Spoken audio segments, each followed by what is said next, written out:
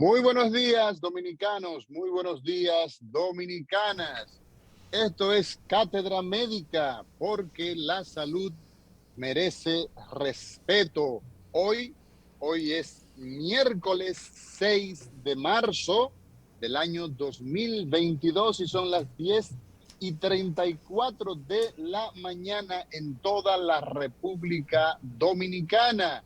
Cátedra Médica llega como una cortesía de RCC Media a través de frecuencias compartidas 98.5 Rumba y Premium 101.1 para toda la región del Cibao.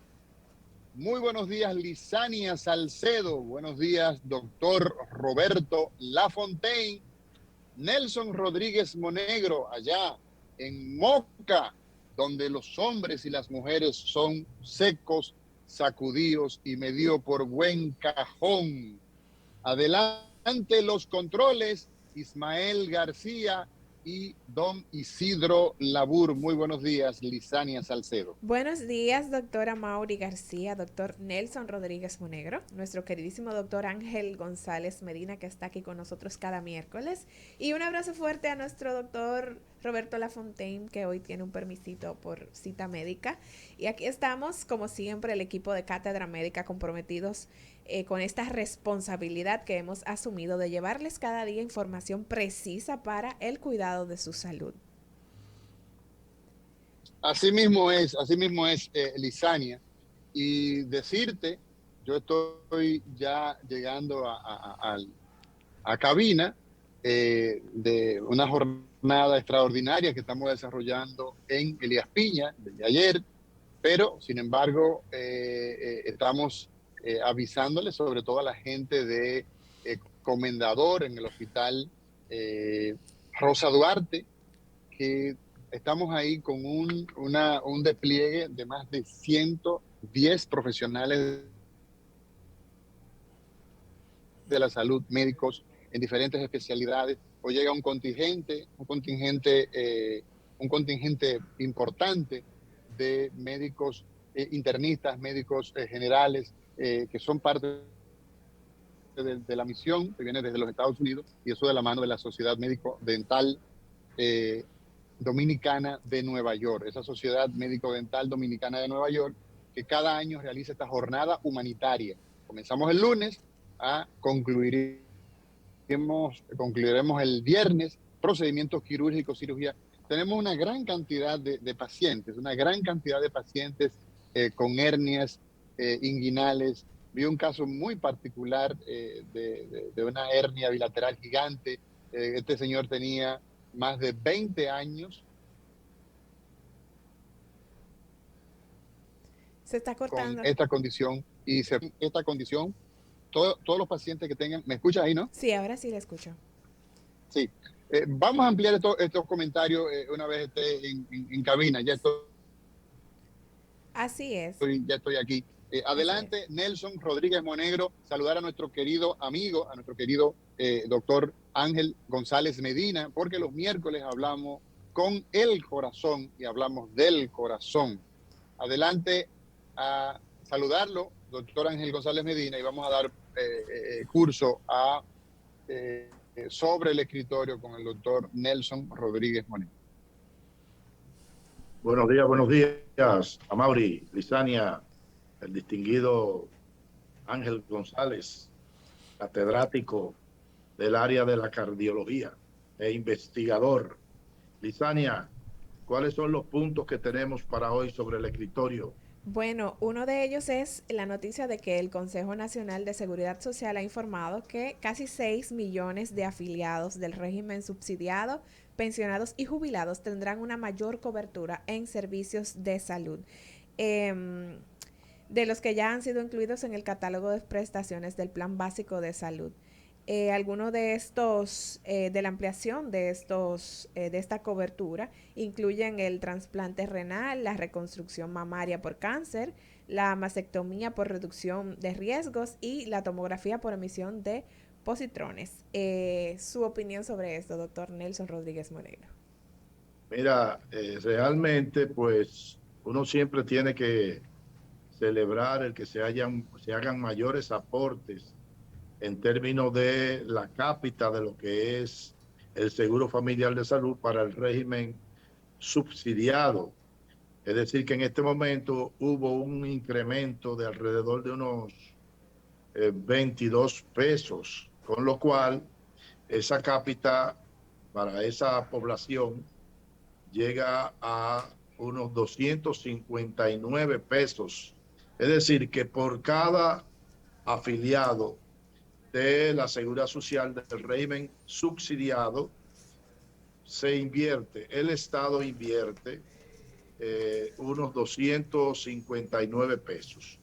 De modo que cuando uno multiplica 259 por el número de afiliados titulares, entonces eso va a dar la dimensión de los miles de millones de pesos que recibe el SENASA para la cobertura en términos de salud de esta población.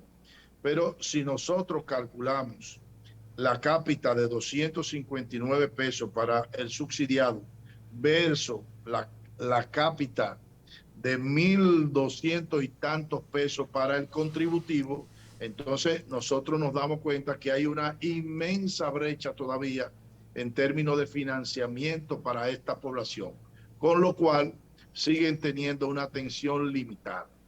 Por otro lado, si nosotros vemos en qué área es que ha ampliado, también tiene muchos cuestionamientos. Fíjate que son procedimientos quirúrgicos de baja frecuencia, pero de alto costo. Sí. Es decir, estamos hablando de trasplante renal, de PET scan en términos de prueba diagnóstica. No recuerdo cuáles fueron las otras que mencionaste. La reconstrucción mamaria, mastectomía. La reestructuración mamaria post mastectomía por cáncer de mama. También el tema de mastectomía preventiva. En fin, fíjate que son entidades que tienen baja frecuencia, pero alto costo. Y ahí entonces nosotros decimos, bueno, pudiera haberse hecho una mejor distribución en términos de cobertura para una serie de enfermedades mucho más frecuentes, digamos, el tema de la diabetes, el tema de la hipertensión, el tema de la obesidad mórbida, porque el tema de los problemas renales crónicos, el tema de la diálisis. Es decir, son enfermedades y procedimientos mucho más frecuentes, con lo cual nosotros estaríamos beneficiando una mayor cantidad de personas. Entonces, siempre creo que habrá una mejor forma de distribuir los recursos y de asignárselo a las cosas en lo que uno pueda tener un verdadero impacto. Porque uno de los problemas, por ejemplo, con el tema de los trasplantes renales, es el tema de los donantes. ¿Cuántos donantes para una persona que demanda un trasplante renal existen? Nosotros debemos tener ahora mismo alrededor de unas 3.000 personas en diálisis, en hemodiálisis o diálisis peritoneal, que se beneficiarían de un trasplante renal siempre y cuando aparezca un donante compatible. Pero eso no aparece todos los días. Entonces, cuando se le asigna una cantidad de recursos grande, pues es un tema de selección. ¿A quién favorecemos o no favorecemos?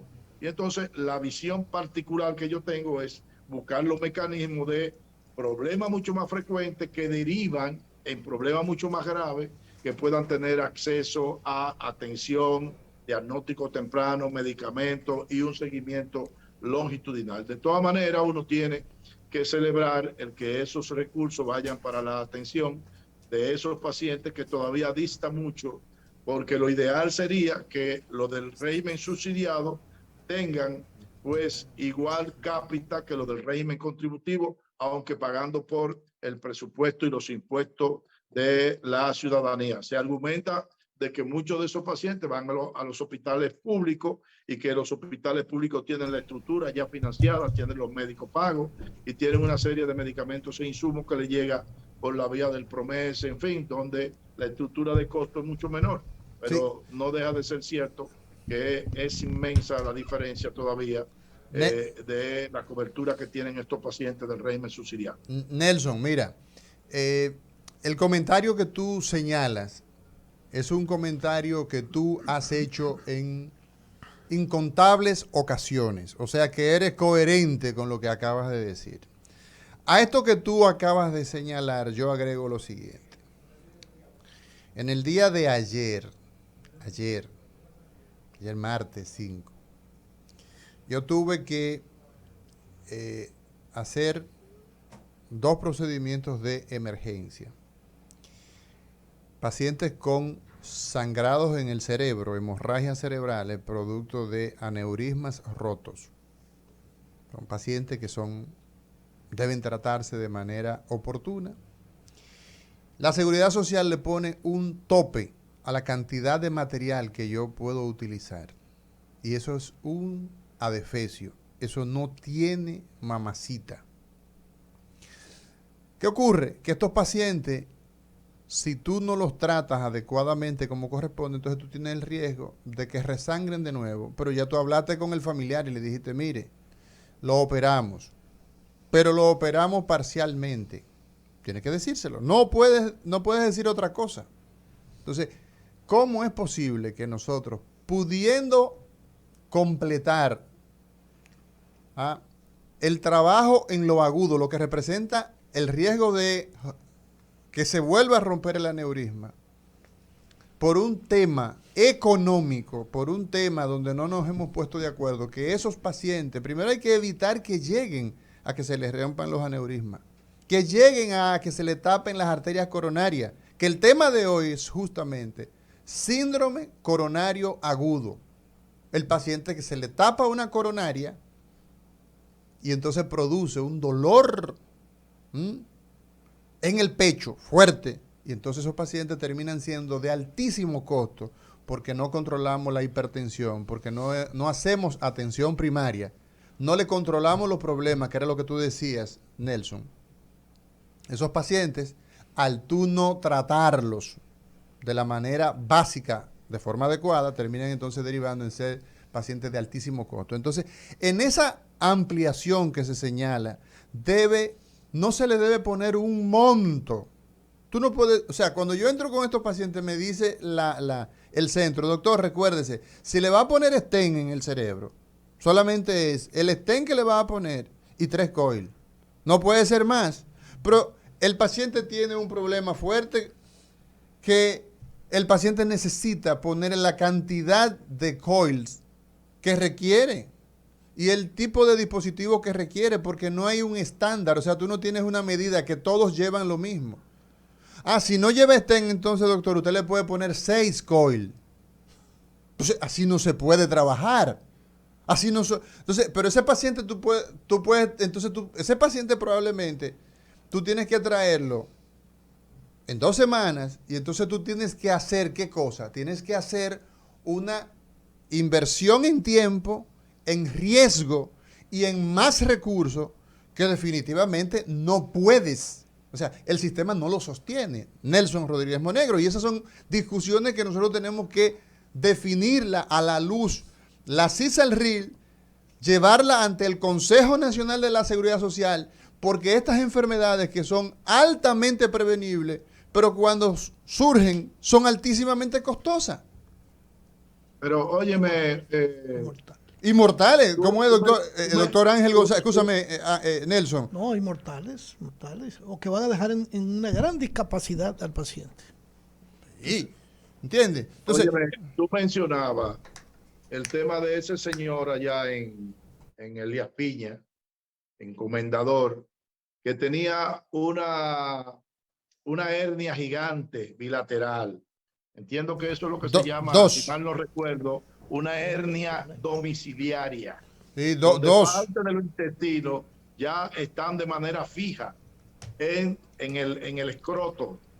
Y tú no sabes todo el tema que conlleva eso desde el punto de vista físico, el riesgo de una oclusión intestinal, el riesgo de un encarcelamiento, de un estrangulamiento. Y el estigma que tiene esa persona. Bien, y aparte de eso, exacto, la estigmatización y el bullying que le hace la población a una persona que no puede salir con el bulto ahí delante. Ahora, Sí. ¿por qué esa persona tiene tantos años con esa hernia y resulta que en ese hospital hay cirujanos generales? Pero no me Hay un pero hospital que tiene las condiciones para pero hacer ese tipo de pero cirugía ya. No esperar no que me le cargue llegue el a dado al estos hospital que no ha extremos. recibido Entonces, esas son también. las cosas que nosotros tenemos que eliminarla prácticamente de la cotidianidad. Es decir, que una vez se diagnostiquen, se pueda realizar el procedimiento en un futuro no muy lejano. Y esas son las cosas principales que tenemos en el país y no las resolvemos. Entonces, hacia allá es que tenemos que caminar. Pero de todas maneras, hay que celebrar ese incremento de la cápita, aunque sea de 20 pesos, de míseros 20 pesos. Porque aquí se utiliza mucho dinero para muchísimas cosas. No voy a hablar del tema de la corrupción, sino el tema de la falta de priorización en la inversión, es decir, la inversión de calidad, como se llama, para nosotros tener mayores resultados. Y en el área de la salud, pues, dice, apártate. ¿Qué otra cosa pudiéramos tener, Lisania? Bueno, doctor, en esa misma línea que habla de inversión, el gobierno ha destinado 4.400 millones de pesos en medicamentos de alto costo.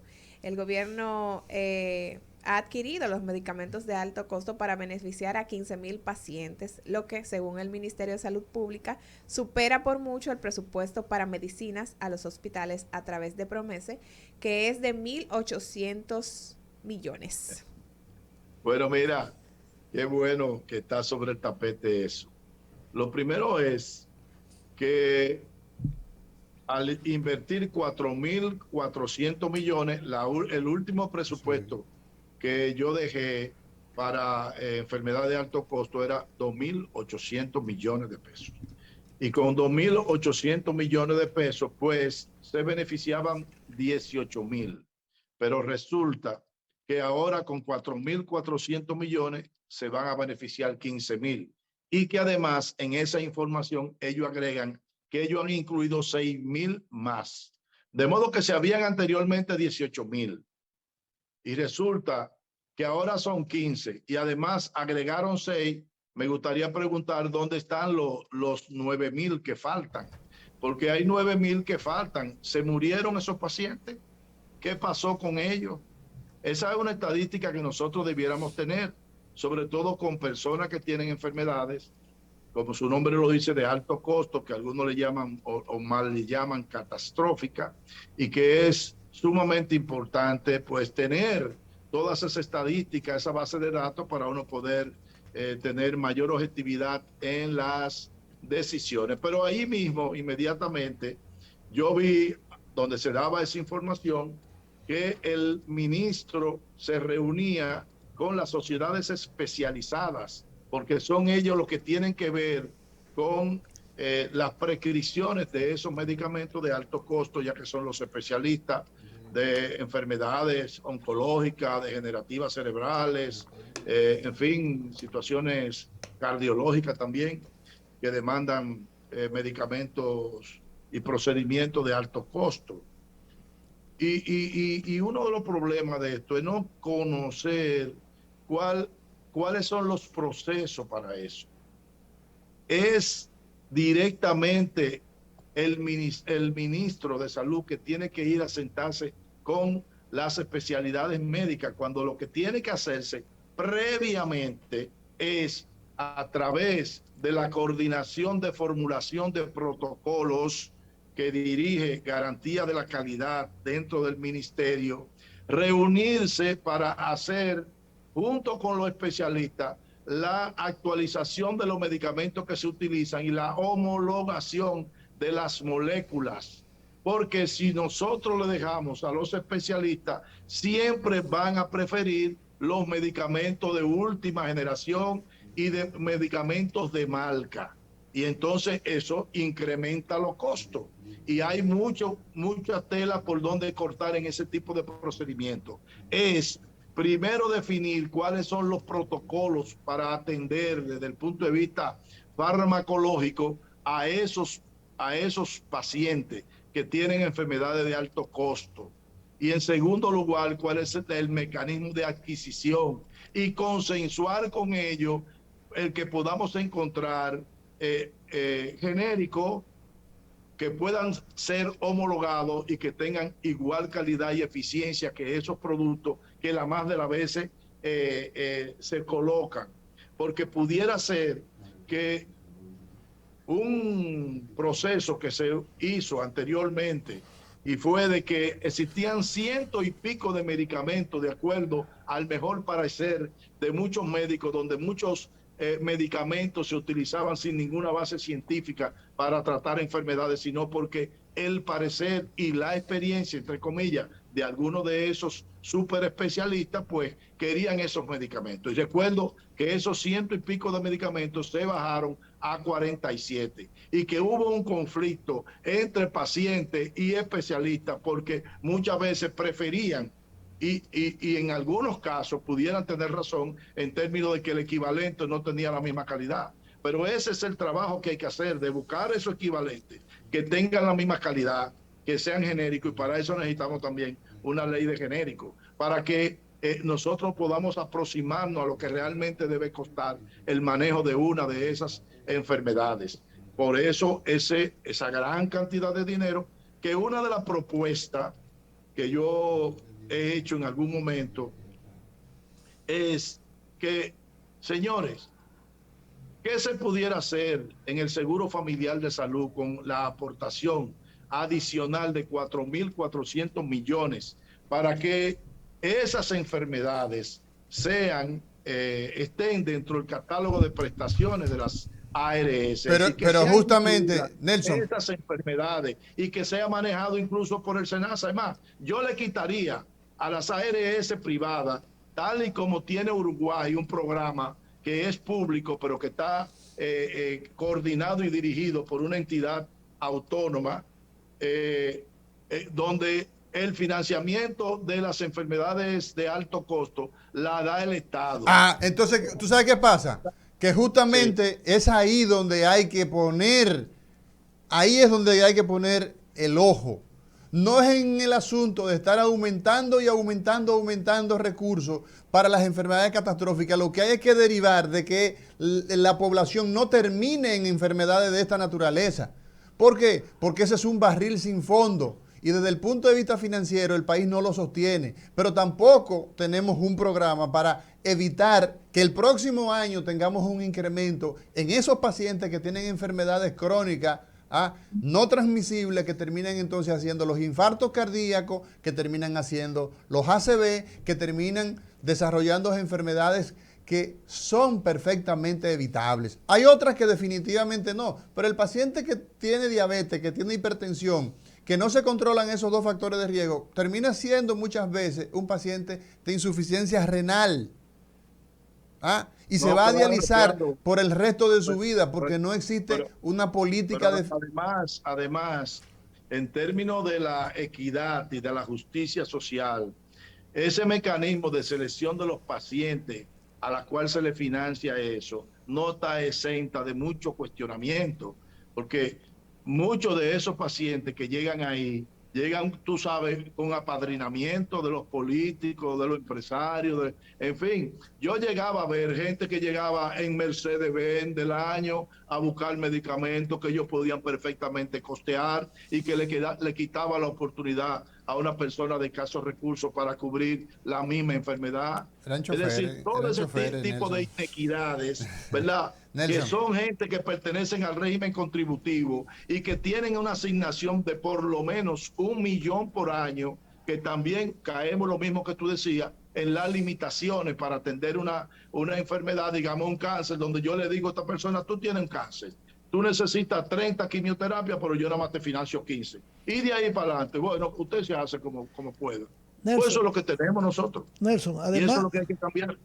Además, yo pienso que el Estado también lo que hace es cubrir lo que debieran cubrir también muchas de las ARS con pacientes que se benefician de esa cobertura, siendo pacientes de otras ARS que no son del Estado. Entonces el Estado se está echando encima un problema que debiera ser compartido, porque No, porque el Estado, cuando hablamos del Estado, ¿verdad? Es una palabra muy ambigua y muy abstracta. Hablemos de los gobiernos que administran el Estado, Sí. que son los que toman las decisiones.